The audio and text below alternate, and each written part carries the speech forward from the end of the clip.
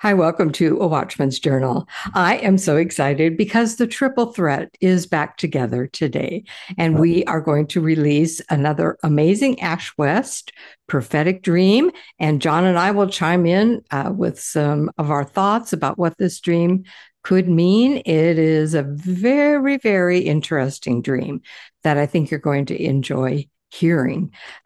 John, thanks so much for joining us today for this video. So good to be here, Diana. It's good to see you again, Ash. Man, John has just been in great demand. So he has been very, very busy. So it's not for a lack of wanting to be back with you all again. It's just been schedules. So, and Ash, my American resident, how are you? Not quite there yet, but yeah, an Englishman in not New York, but South Carolina. Yeah, I'm very well. Thank you again for having me, and it's just a blessing every time to be with both of you and everybody. So yeah, thank you for having me. It is. We have the best audience ever. So we really appreciate you joining us and everything you comment and your ideas and are very valuable to us. So we appreciate that. Well, Ash, I would like you to just get down to business and start telling us this dream. Now, I called this video Confessions of the Bidens. Mm. And that wasn't Ash's name, so he can name the dream how he wants. It just fit better for the title of the video. And it does describe the dream as well. So, Ash, take it away. Tell us this dream. It Ash, go does. slow because I'm going to type notes while you talk, okay? I'll go real slow. Thanks. In the beginning, so I had this dream on the 23rd of September. So it's going a while back. I had it at 1:50 p.m. and I was in the UK at the time. So, and I named the dream, and again, it doesn't really matter because Diana is absolutely spot on. I just named it Biden's at the end of the bed. Biden's what? At the end of the bed. Oh, okay. Okay, so here is the dream. I am in a house up in a bedroom. As I walk into the bedroom, Joe Biden and Hunter Biden walk into the bedroom with a dog. The dog never barks or makes a sound. It is grey and blue. It is a grey and blue bulldog. Hunter and Joe are sat at the end of the bed, the foot of the bed. They do not look like they look now. They really don't. I know it is them, but there is a big difference of how they look. They look younger in the face, even though they are the same age as they are now. At the foot of the bed is a small desk table in front of them. They are talking about what they have done in the past, but at the same time, explain the structure of how things are done corruptly in government, how that is related, organized, and done by, and then would say for this, then very quickly would put their index finger and thumb from each hand and put them together to form a triangle. Then put their hands down. So I'm just going to demonstrate it like that. And then we flash it up and bring it back down.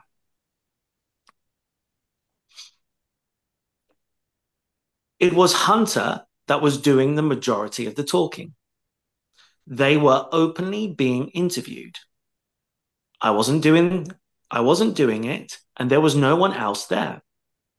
There was nothing wrong or no restraint with what they were doing or saying at all. They were openly telling people as I was seeing the angle of them change. I would be directly in front of Hunter's face. Then I would see them both in a shot.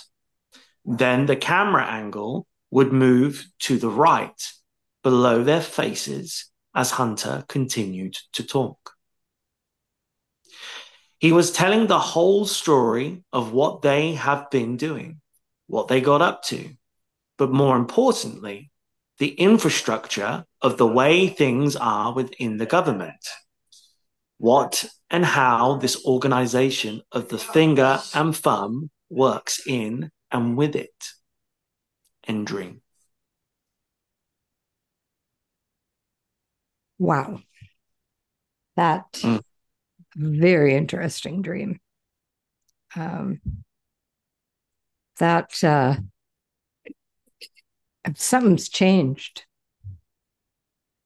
That this could happen. And it Sounds really, illuminating. what was that, John? I said it sounds illuminating. Well, yes. And actually, the timestamp, the date adds up to 22, which means illumination. Mm-hmm. And it's also part of the name of an organization that I don't know if we'll mention them, but it has that name in it as well as you put two and two together. Yeah, I think they have something like 33 degrees of separation from something. It's funny, I'm actually looking at the email that I sent to you, Diana, and Yes. I sent it to you is 222. What? Oh my gosh. I love 222. We call that the number of spiritual intelligence. Wow. For many reasons, including the zip code of Langley, but also no way. Obviously, Daniel 222 is he reveals the deep and hidden things. He knows what lies in darkness, and light dwells with him. Wow.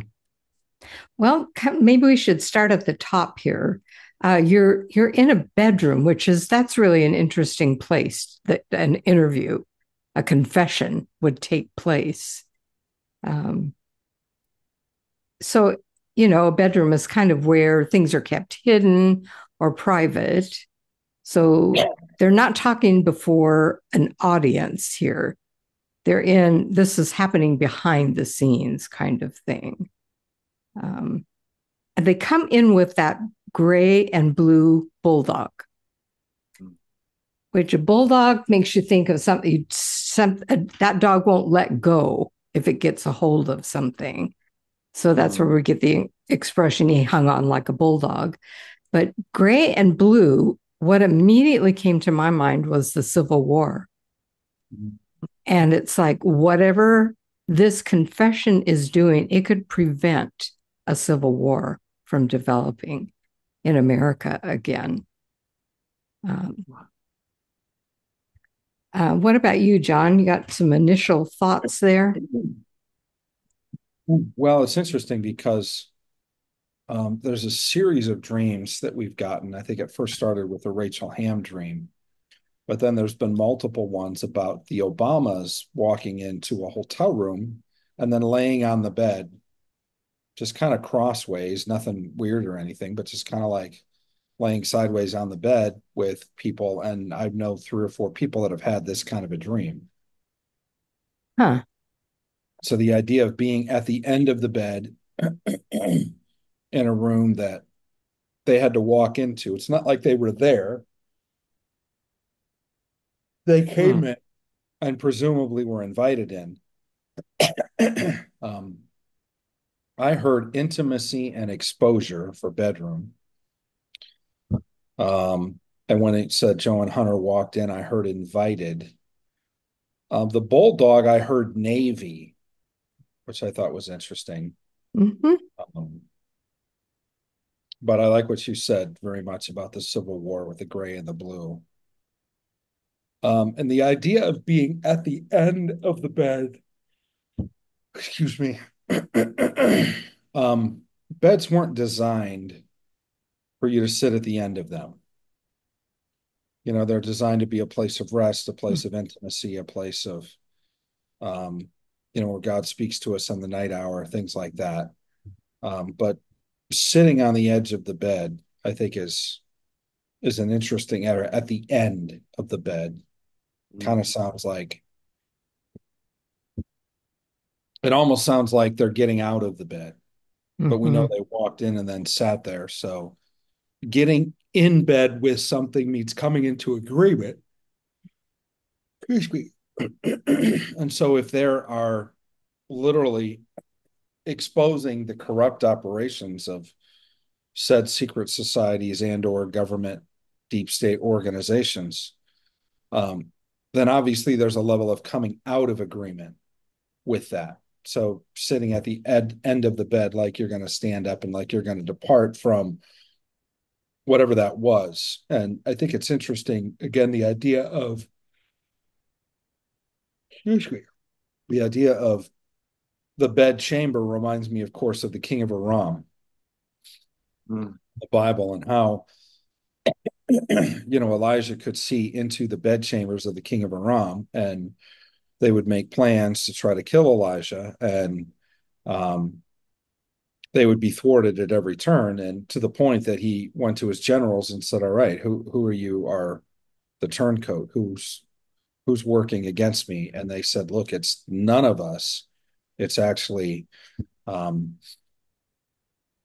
it's not us at all. It's just that God speaks the secrets that the king whispers in his bedchamber out publicly and openly." So, Yeah, yeah, that's good. Um, Being at the end of the bed to me kind of said they're at the end of what they've done. And also the fact that they looked younger, I thought, well, confession is good for the soul. I just get the weight of all that they've been carrying off of them, um, would, make them look, they would be less burdened, let's say.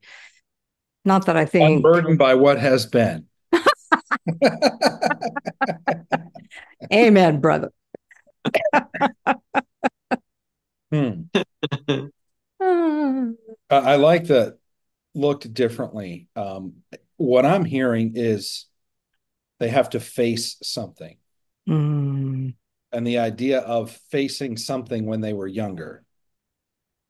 Um, but there's also other connotations. There's other connotations because we know that there are, I don't want to say chemical compounds, but just say liquid compounds that um, are rumored and or proven to add a level of longevity and youthfulness to someone's demeanor and face in particular. So I think it's interesting that they were the same age, but they looked different. They're at the end of the bed, and at the foot of the bed is this small desk, mhm. and they're talking about the past. Um, for some reason, and I don't know if I know why, other than I think it points to another dream, is when it talks about the desk at the end of the bed, I think of JFK. Okay. And I believe I had a dream with him in it where he was like sitting writing, or a friend of mine had a dream with him in it where he was sitting at a small desk and writing something like his memoirs or his diary or a letter. I actually have a dream called The Letter from JFK, and it was sent to me in an envelope, and it talked about different points of his life, which I think was pretty intense and incredible. But at the foot of this bed, there was a small desk, and it was from that place.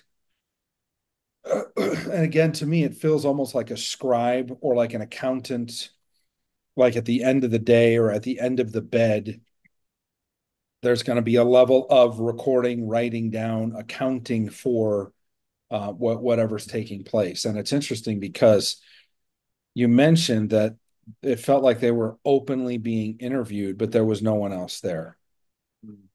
And I also thought it was interesting that Hunter talked the most, but then obviously the explaining the government corruption and the index finger and thumb together, forming, the famous or infamous triangle that is a symbol of various corrupt entities. Um, I feel like there's a connection between both what happens on the bed and what happens afterwards, related to the small desk. And then I also feel like there could be other times and other seasons or other dreams that feed into this. Mm. Was there anything on the desk, Ash? No, not Okay. that I can remember. Okay. No. So, like, No. their work is done. Your desk is where your work is, where you do your work. They're done. Yeah. Yeah. Yeah. They And were very much focused on just, particularly Hunter, just speaking. And it was like they were looking at something that was behind what I was seeing. So whether I was a camera, whether I was looking at through a person, or I was just being shown at that angle, they were looking like they were looking past me. They were talking into something or to someone else, but there was mm, no one there. mm. Yeah. So it's That's interesting. yeah, it's a secret place and a secret deposition, Yeah. which probably what speaks of some of the intelligence agencies or the Navy. Mm. Yeah. Well, I like your assessment of the gray and the blue bulldog. Um, I think it's really interesting from a military standpoint. Um, but I also thought it was interesting that the dog was silent. Yeah.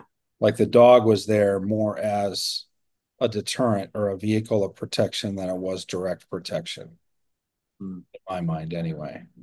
Yeah. Um, Joseph or Joe and Hunter were at the end of the bed, but they looked different. So they were noticeably different. You kind of emphasize that point. Mm. Younger in the face, but the same age. I presumably not of equal age, but the same age that they are now. That's how I read what you said, right? Correct. Yeah. Okay. They looked different, younger in the face, same age. Foot of the bed was a small desk. They were talking about the past, explaining corrupt government structures, throwing up the triangle sign. Hunter talked the most. They were being openly interviewed. See, this is interesting too, because again, like we've talked about, a bedroom in a house. There's no sense by what you've shared that we know whose house it is. We know where it is. We don't know if it's the Biden's house, if it's anything else. For somebody to walk up into with their son and go into a bedroom, there's obviously presumed a level of comfortability, but it's more implied than it is known. Um, when I see this, I think of a bedroom on a second floor, but you didn't say that. But a second floor would be a second story or another story, a different story probably than what we've heard. And that's what I feel like the exposure is. But I feel like the exposure is done the way that you described it, and especially with their faces looking younger, it's almost like they're relieved to tell the story. Like literally they're unburdening themselves from the past. And so it's not full of, twisted and angst or hard to say, or they're not very forthcoming. It sounds like they're sharing very freely, in fact, corrupt government structures and talking about the past and likely their involvement as if no one's there. And I like how you said they had no restraint. And then you said the angle changed. Mm-hmm. Yeah, so the way I was seeing them at the end of the bed, especially when Hunter was talking, the angle of how I was seeing him, so I'd be up front, then I would like see at the side, like, and I'd be underneath looking at them. But the thing that stood out to me as I was seeing that was, where's the word? Um, I've been telling the people I was seeing the angle of them change, the angle of them change. Then I would be directly in front of Hunter's face. Then I would see them both in a shot. Then the camera angle would move to the right. I believe that's a play on words that the Lord's Yeah. using there. Yeah. I hear change angel or Mm. the angel of change. You said the angle changed, but I hear angel of change. Um, seeing both of them in a shot, um, that's an interesting play on words too. Mm-hmm. Um, Yeah, very interesting. especially for the end of the bed, because what I think of, and though this is not a good comparison, but it's what comes to mind, is Abraham Lincoln. Yeah. He was shot at Ford's Theater. He was taken out into the street and eventually into a home across the street, and he died there. And that's when Secretary of State or Treasury said he belongs to the ages. But I think it's interesting that they're almost paying homage to this corrupt government organization that's known to be at least mid-level management, if not some of the chieftains of the deep state and the structures that are going on. We know they're not top tier though, No. by what we've heard. And so I think it's interesting that paying homage like Hollywood continues to do. And the idea of the angle changing, again, I hear change angel, but then what you said about them, seeing them in a shot, almost sounds like seeing them shot, which is not something we wish on anybody or anything like that. We're trying to just discern what the Holy Spirit is saying through this dream. But then the camera angle moves to the right, which to me is like, you don't talk about a camera other than the word shot. You talk about a view face on, like a face off view, like you're looking directly into their faces. And then you talked about how the angle changed. You see the shot, and then the camera angle moves to the right, which to me is the lens by which the world sees public figures in particular. And so a right shot or a right camera angle just represents the view from which the lens is being pointed on a particular thing. And if we're talking about a clearly democratic family for years, generations even, and we're talking about them exposing government corruption, that would likely be from a right leaning lens. Mm-hmm. And then you mentioned something about it was like below their faces, like the up angle, which is typically not the most flattering. Anybody that is a professional in pictures will say, shoot from the side view, shoot the up, the down angle from a higher position, but definitely not the up angle.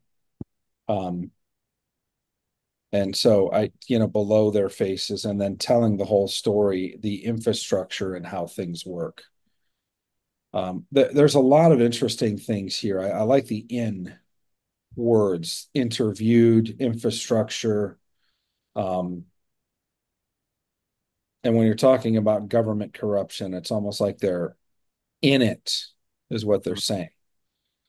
They're spilling the beans in a sense. They're doing what would be, in cases of secret societies and particularly corrupt ones, it's the unforgivable sin. Yeah. If you do this, you either have a death wish or you just don't care anymore and have a death wish. Right, because they're not just confessing what they've done, Right. They're revealing the whole structure of how this is carried out. Yeah. This is monumental kind of disclosure. It is. And it's multi-generational too. Yes.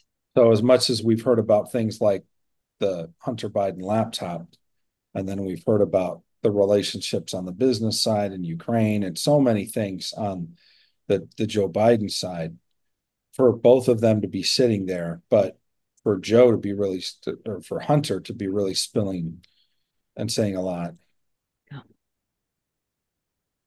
I just think it's interesting. Yeah. I did hear Angel of Change.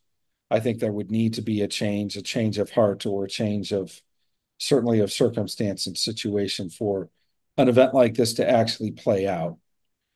It sounds at a base level kind of literal, but there's obviously some nuances that are hidden, like hidden Easter eggs in like the bulldog with the blue and the gray, like the looking younger, like the end of the bed, like the desk at the end of the bed, like the triangle, interviewed, infrastructure, no restraint, angle changed. We see three different angles. We see the face on or the face off, which face off for means removing of the mask. I think of the movie Face Off where they swapped faces, but it's a direct face view, but it's you know, instead of being more like a side view, it's more of a straight on face view. And so that's how it starts, with seeing their direct countenance, realizing that they look younger and they appear to be younger. And then the angle changes, um, initially to below their faces, like the up angle. And then you see them in a shot, like in a still photo almost. Yeah, just like in a shot, like it was, yeah, very still, very like you've gone from the face front to the side to the underneath, and it's like every one of them is still, as Hunter's still talking, I can hear him, but every one of them is just like from one angle to the next, and then it's back. So if the angle is an angel of change, then maybe we have a camera angel instead of a camera angle Mm. who's revealing all this to Ash. Yeah, I think, um, movies, we often compare dreams to movies. And, we say in the movie theater, if you're not, Especially Ash's. yes. And obviously there's color in this one. So you're seeing things in color. So I think it's interesting. But just to be clear, you see a front face on view, Hmm. then you see the up angle, Hmm. then you see the still shot, and then you Hmm. see the camera to the right. Now, the camera to the right and the up angle, were those still photos or were those moving camera shots?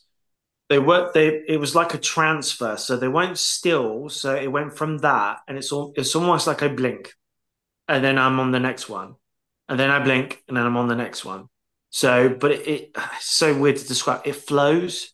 That makes sense. It's not like a snap, and you're like, Mhm. it's not like that. It's a smooth moving.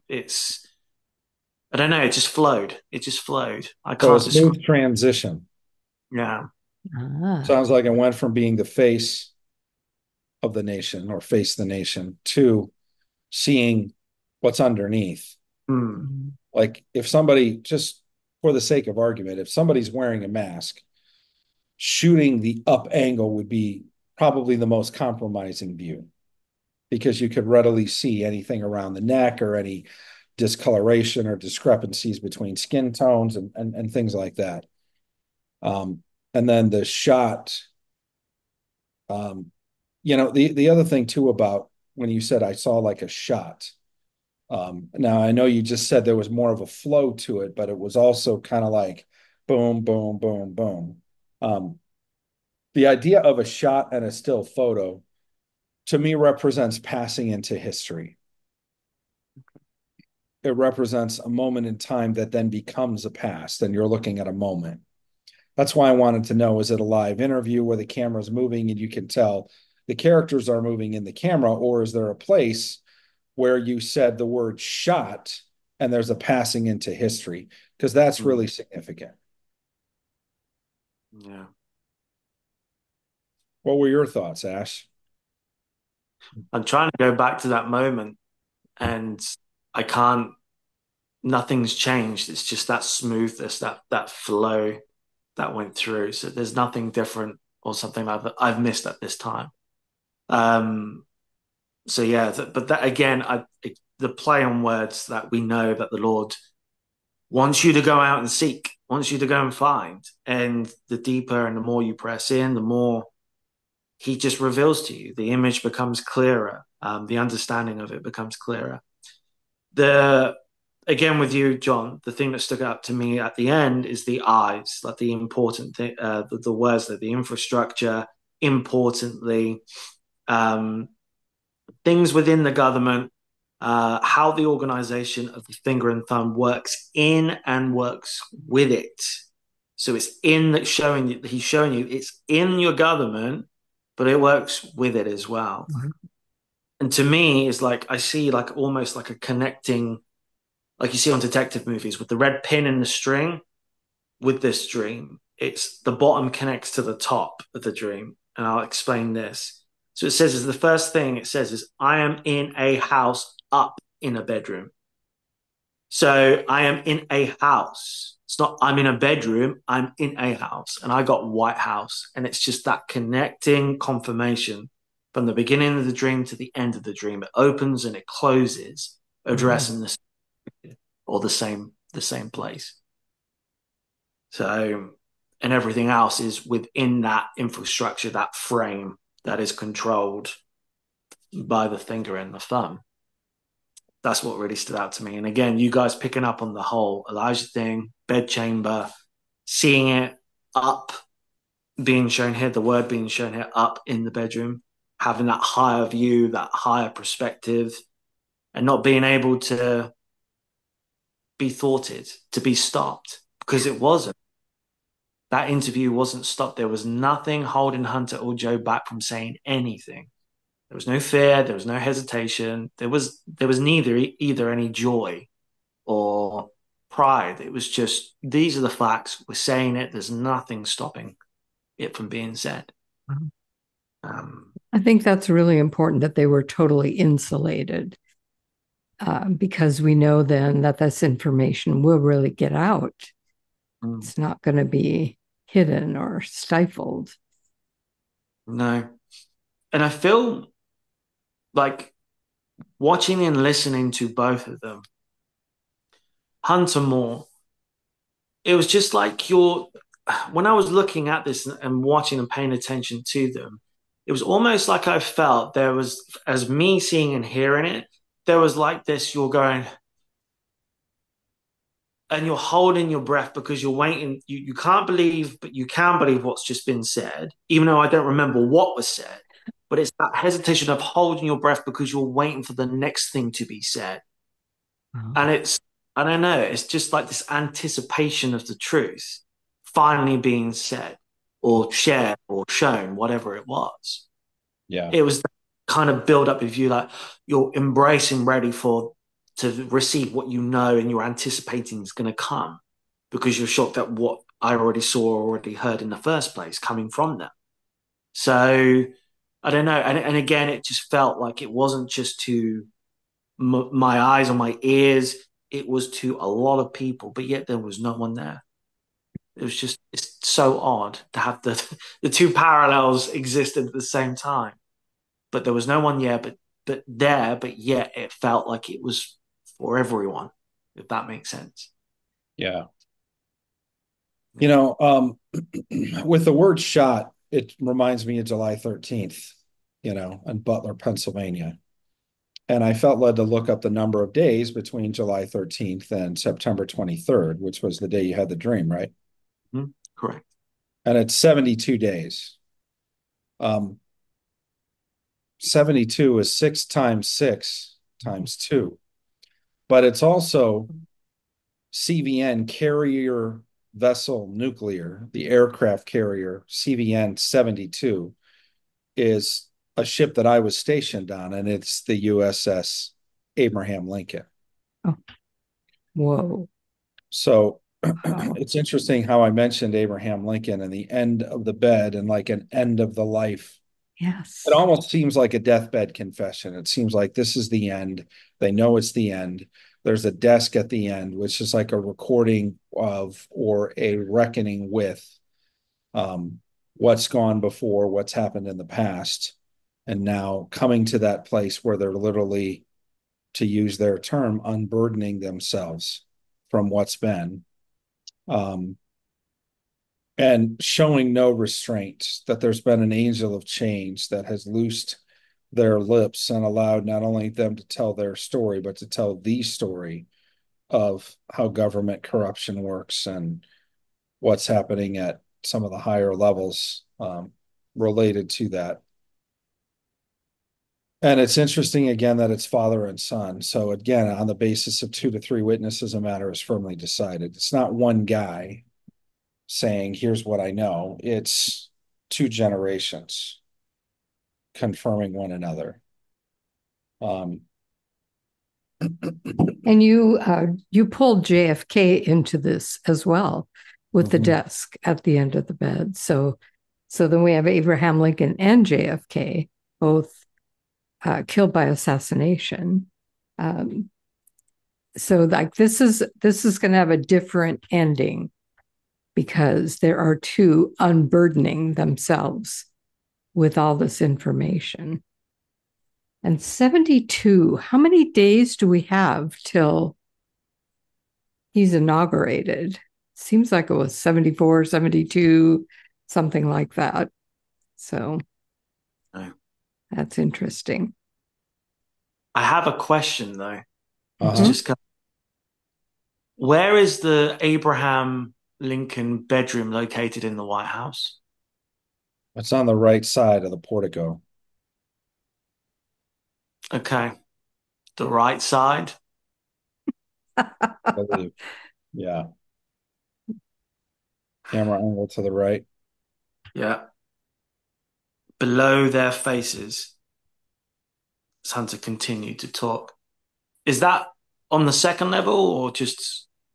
I think it's actually what's called the third level, which is the residence. Right. 67 days to the inauguration from today. Okay.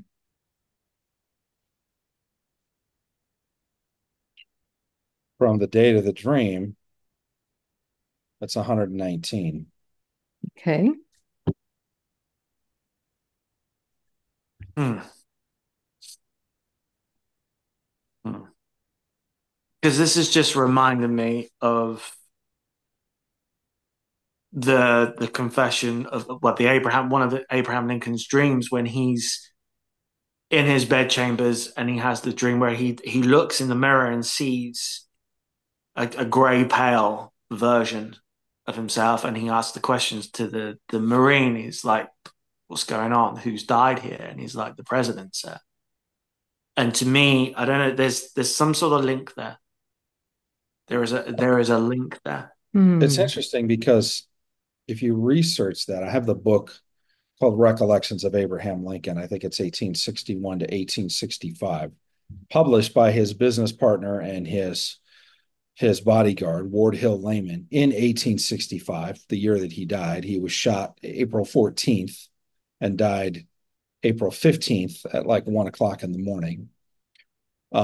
13 days prior to being shot, on April 1st, he had his famous dream where, like you said, he's going through, starts in bed, wakes up in the dream, hears a low moaning sound, walks through, the hallway, steps out of his bedroom, walks through the hallways, looking in the rooms. All the lights are on, all the furniture's there, but he sees no one. Walks down the grand staircase, walks down the hall again, looks in rooms, all the lights are on, all the furnishings are there, doesn't see any people, goes up to the east room, the door is closed, opens the door of the east room, and there's a casket in the center and a whole throng of people wailing and mourning. And he looks at the Marine Guard and says, "Who died in the White House?" And he says, "President." The president, sir, he was killed by an assassin, or another version of the story says he was killed by an assassin's bullet. Now, there are people that believe that he wasn't seeing his own death, but he was seeing the death of JFK. Wow. And if you ever look up, you can Google the similarities between JFK and Lincoln. Like Lincoln's secretary was named Kennedy, Kennedy's secretary was Lincoln. I mean, it's just so many like ties between those two things in particular. Both of them obviously killed by assassins. But there were multiple either dreams, visions, or premonitions that Lincoln had about dying in his second term. Something significant that would happen. I mean, the morning of April 14th, 1865, it's in, I don't know, the historical record. He's having a cabinet meeting and he looks at Grant and he said, "Have we heard from Sherman?" It's like, no, the war ended like 3 days ago. Like, why would we hear from Sherman? He's on his way back to DC. And then he looks over at the Secretary of the Navy and he says, "Well, it's kind of in your department. The guy's like, what, what did I do? He goes, I had a dream last night that I was standing on a cement pier and saw a fast moving ship go past me to a distant shore.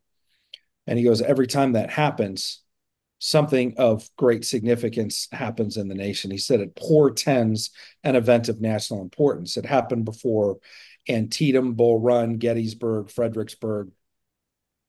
And Grant looks up at him and says, sir, we didn't win all those battles. And he goes, I didn't say it was a victory. I said it was an event of national importance.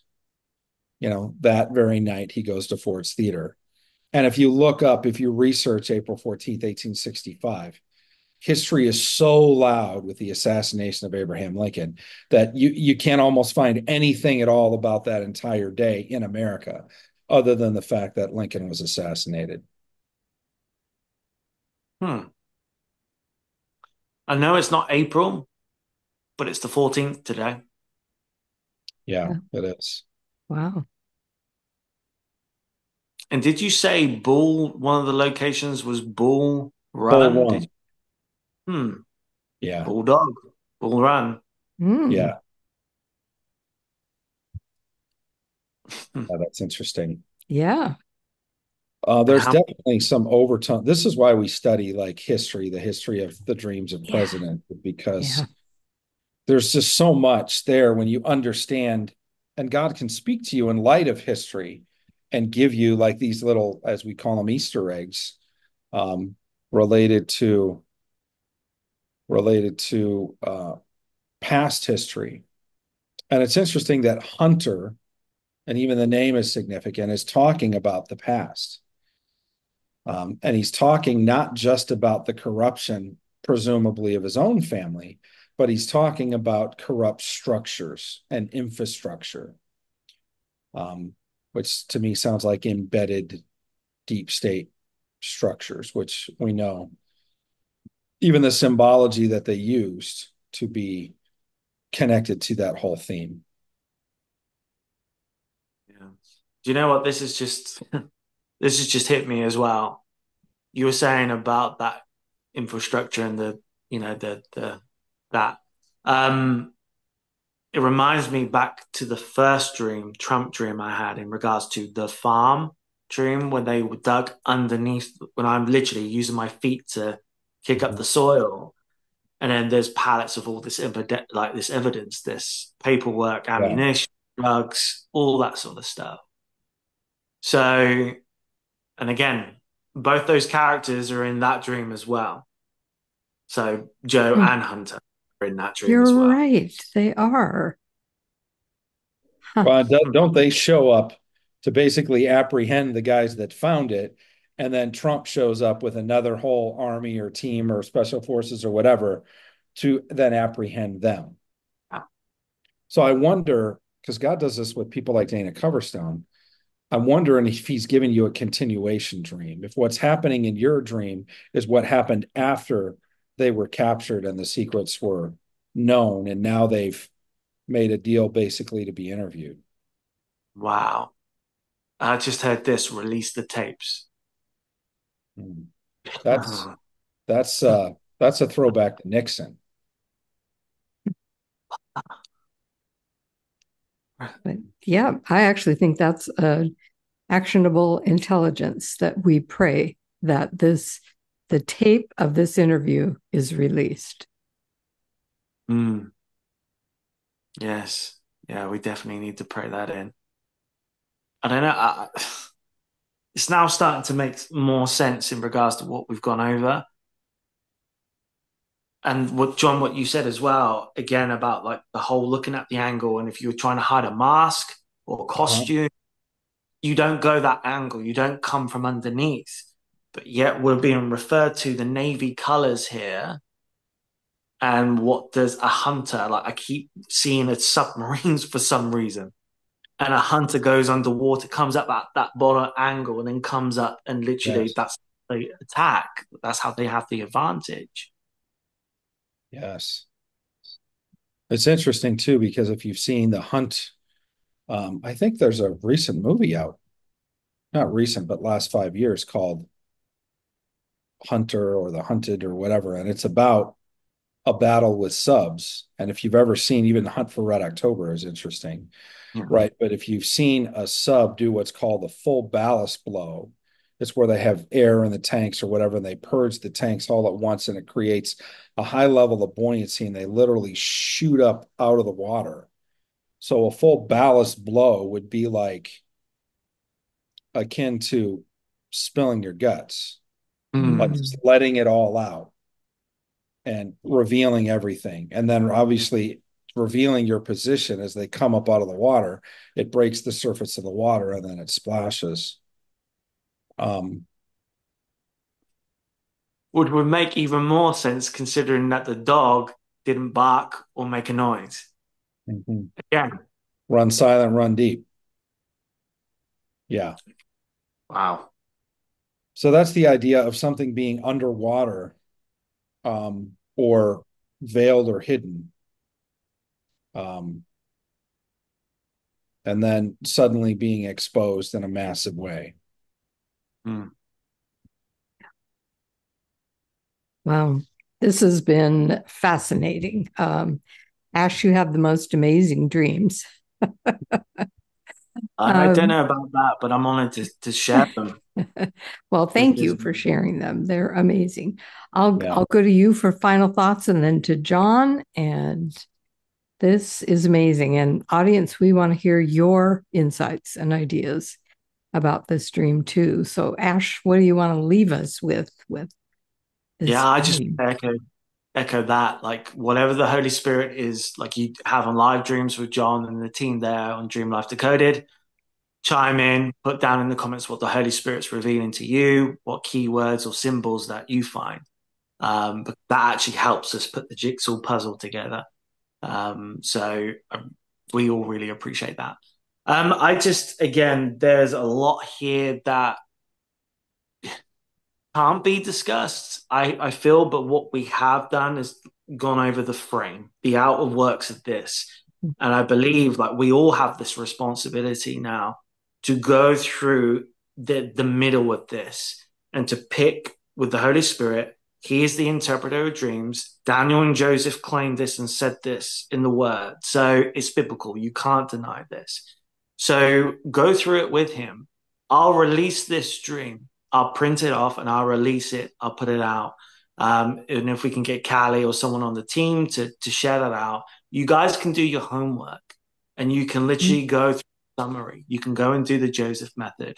And again, you don't understand what that is, come to Dream Life Decoded, go and have a look at the Dreams Through the Bible series with John and his team, and you'll understand how to go through that process. And come on live dreams every Tuesday at 6 p.m. Eastern as well. For me, this dream is literally just what we've picked up. The Lord's shown us the outer frames.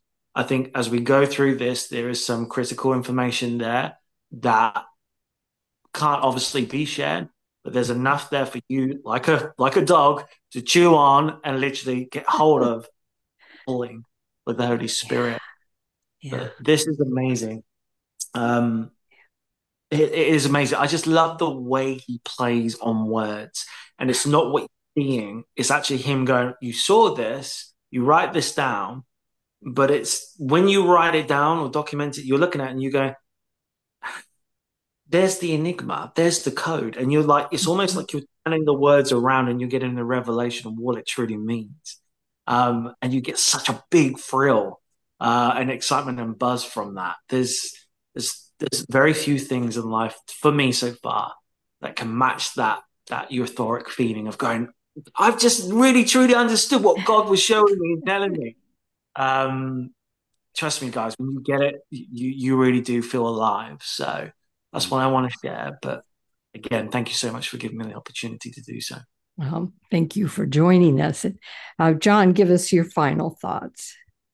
I think, there's so much in these dreams. It makes me want to take everyone on as a personal project and spend, hours and hours and hours diving deep, because I feel like we've scratched the surface and I feel like we got some key points, but I still feel like there's more.